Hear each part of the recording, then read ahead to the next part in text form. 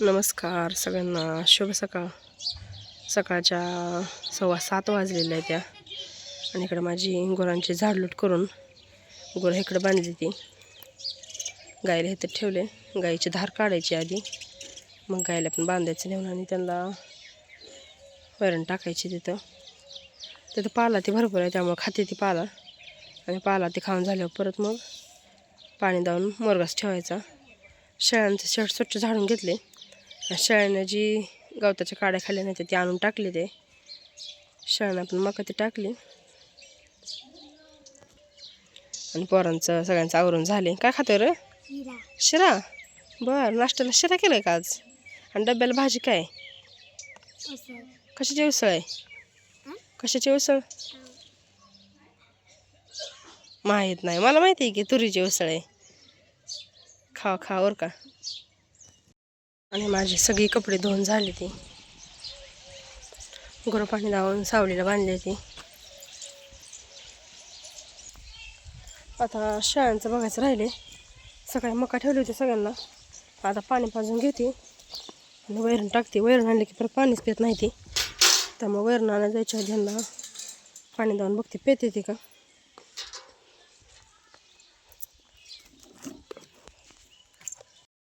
सगळ्या शेळ्यांना पाणी पाजून मी आता खाली आली. शेळ्यांना वैरण काढून न्यायची. आता घेतली मका जरा मोठी मोठी. त्याला कणस आले तर परत खायला होते ना कणस, त्यामुळे ठेवली ते मोठे मोठे कंदाडून. आता खालचे बारके बारके आहे जरा मका. आणि गिनीगुल पण चांगलं फुटलेलं आहे. घेतलं नाही ती कापून.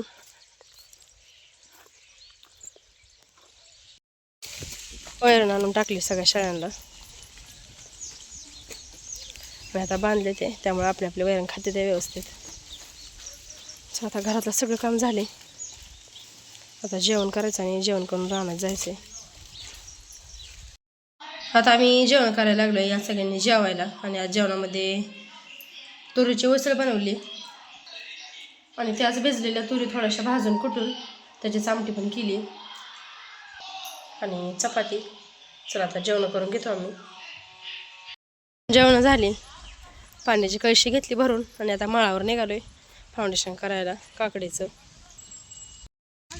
माळावर आल्या पहिल्यांदा आता तारा हातरायला लागलोय. ताराचे मंडोळे घेतले ते आणि तारा हातरून घ्यायची ते पहिल्यांदा, म्हणजे परत पटापट फाउंडेशन करायला येते. काय करतोय बाल्या? वरनं पाणी ओततोय हे का नाही? असले कसले विहीर आहे? दोनदा असते ते काय? मग तू ह्यासाठी घरी राहिलाय काय आज? पोट दुखते म्हणून राहिलाय काय?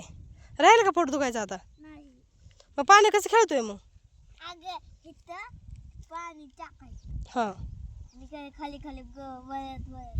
येत आहे काय?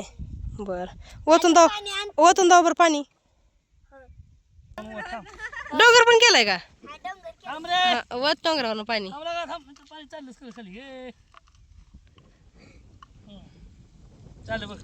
बघून येत ना बरोबर चाललंय की. चांगलं जात यार.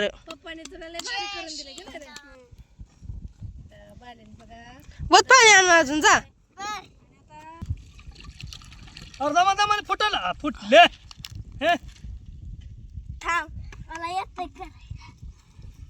लाव माती तिथं. नव्हतं कळत. तुला कळलं ना, मग आम्हाला कळून काय खेळायचं इथं बसून.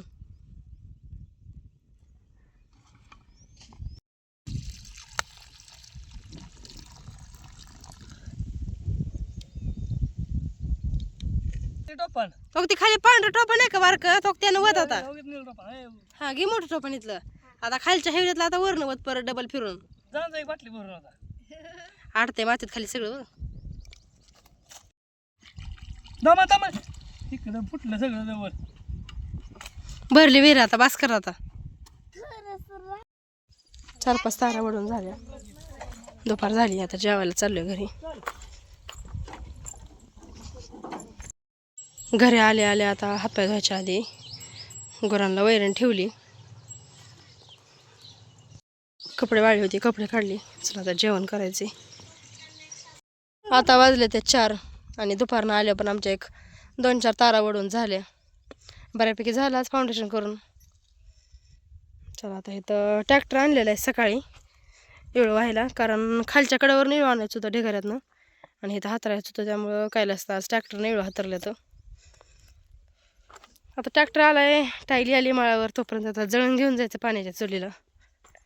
आता इथं सगळं कडणी जळण पडलेलं आहे डाळिंबीचं, आता भरून घेऊ ट्रॅक्टरमध्ये.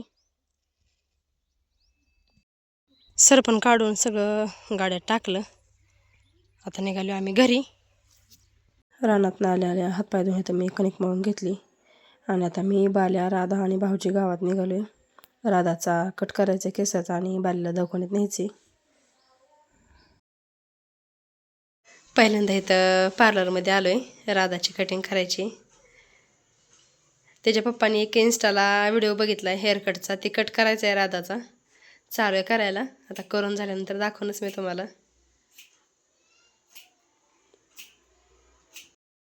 आम्ही आता घरी आलो आहे आणि असा कट केला आहे राधाचा. हे समोरून फक्त इथनं एवढीच केस पूर्ण कमी केली आहेत, इकडं अशी जास्त आहे ती, पण तिची केस जरा थोडी करली आहे ती, त्यामुळे एवढं काही व्यवस्थित वाटत नाही, पण छान दिसते आहे का नाही राधा? आवडलं ना तुला? जेवढी केस मोठी असते ना तेवढी छान दिसते ही कट, पण त्याच्या पप्पांची इच्छा होती त्यामुळे असा कट केला आहे. आता मी किचनमध्ये आले स्वयंपाक करायला. जातानाच मी कणिक मळून गेली होती, आता चपात्या करून घेते. आणि इथं ताईंनी भाजी करून ठेवली. काय भाजी केली काय माहिती, मटकीची डाळ मला वाटतं भाजून कुठून आमटी केली. चला आता चपात्या करून घेते मी.